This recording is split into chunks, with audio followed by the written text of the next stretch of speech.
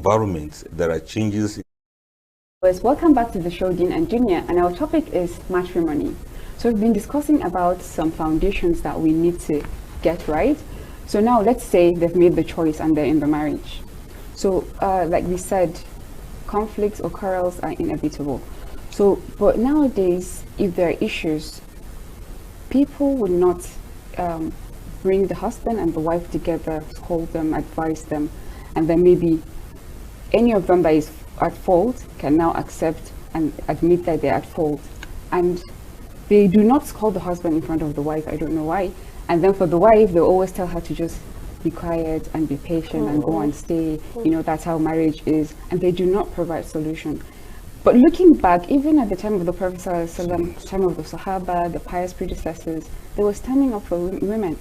Like Khawla bint Tha'laba, when she came with a woman to Amir al-Mu'minin, and she was like, her husband wanted to leave her without any reason. And Umar radiallahu anhu went and met the husband and was telling him, we give you these women, they will feed you, they will take care of your children, all at the expense of their health and their youthfulness. And then later on the husband would just say, I don't love her anymore. So this thing about love is not always enough.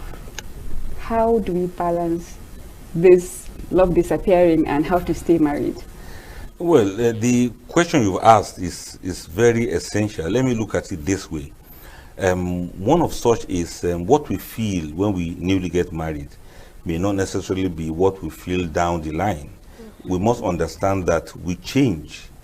There is growth.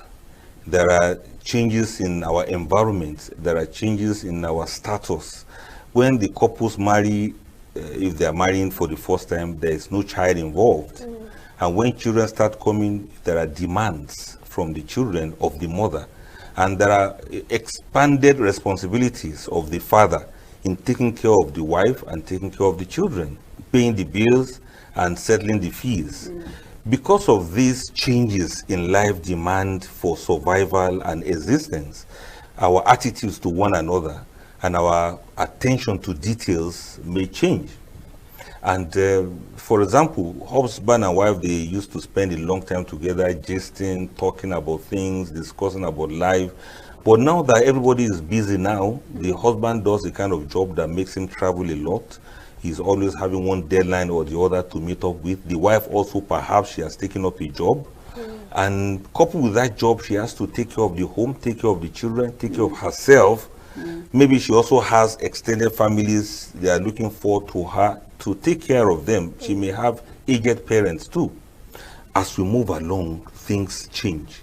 And we like people to embrace these changes, not to look at it as if something bad, something terrible has happened. Yes, we should understand this is part of life, and we find ways of adapting to these changes.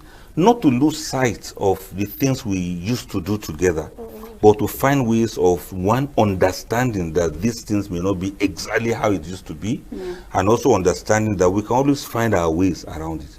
A man that travels a lot, for instance, there is technology now. You can Skype with your wife, you can have video call, you can discuss, you can chat all day.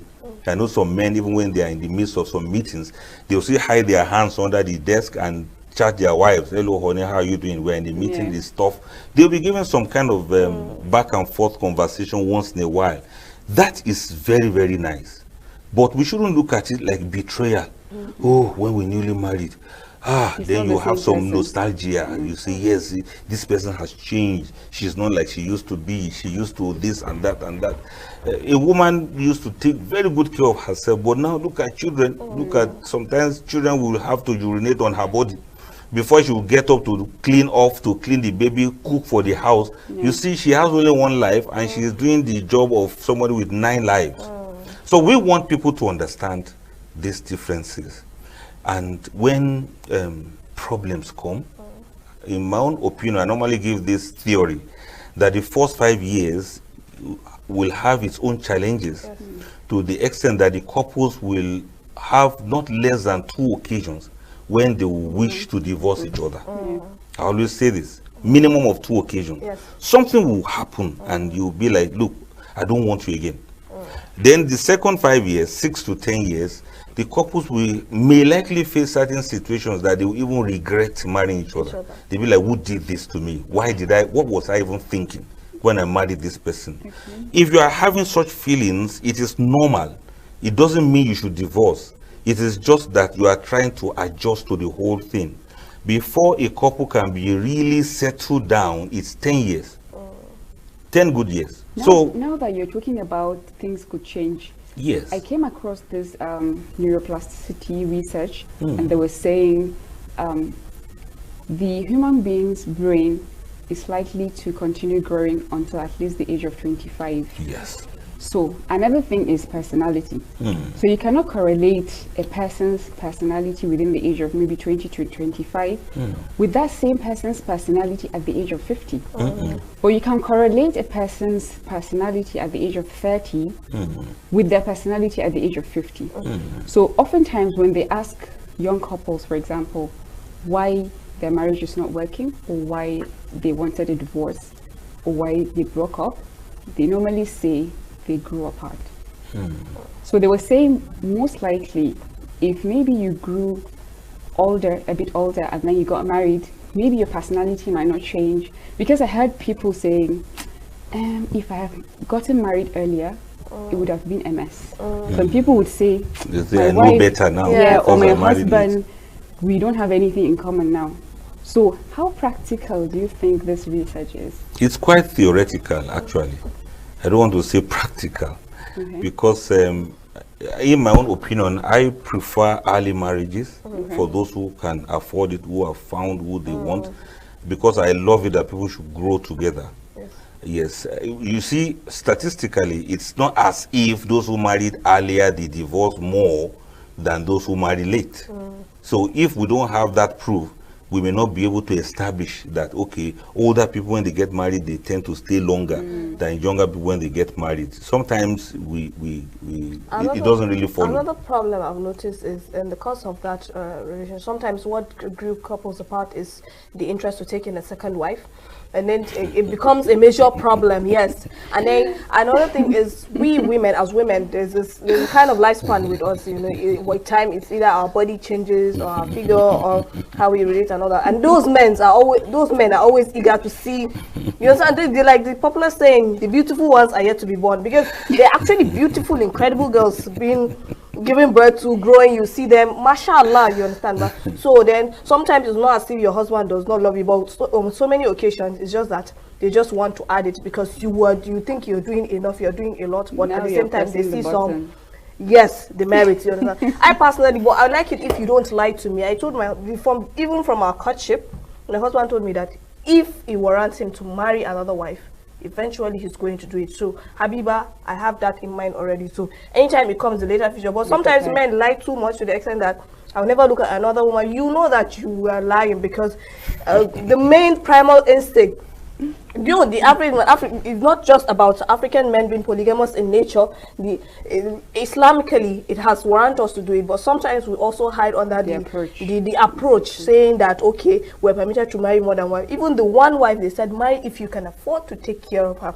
So why that notion where you would lie to yourself or lie to your wife, then later on it becomes a problem, it causing huge disparities, another thing. Then another thing with our youth, secondly, is most of the time we spend our time planning the wedding, not the marriages. In preparing to settle down, we just think, oh, the wedding, and then the social media people, the wedding of the year, wedding of the century, we forget that. Then we get married, we inside everybody's true nature starts comes out. Then it becomes impossible to coexist together. Let me tell you something about the polygamy you mentioned, though I didn't know we were going to go there, but let me quickly mention this for you to hear. It's a provision in Sharia. It's not a must that people should go into polygamy.